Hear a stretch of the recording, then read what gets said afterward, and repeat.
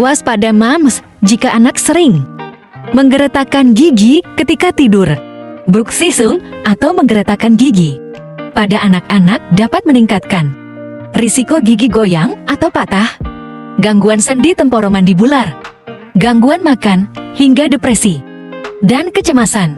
Bruxism adalah kebiasaan kronis ketakutan atau pekan, rahang, dan mengasah gigi yang terjadi pada anak-anak, terutama anak di bawah 5 tahun.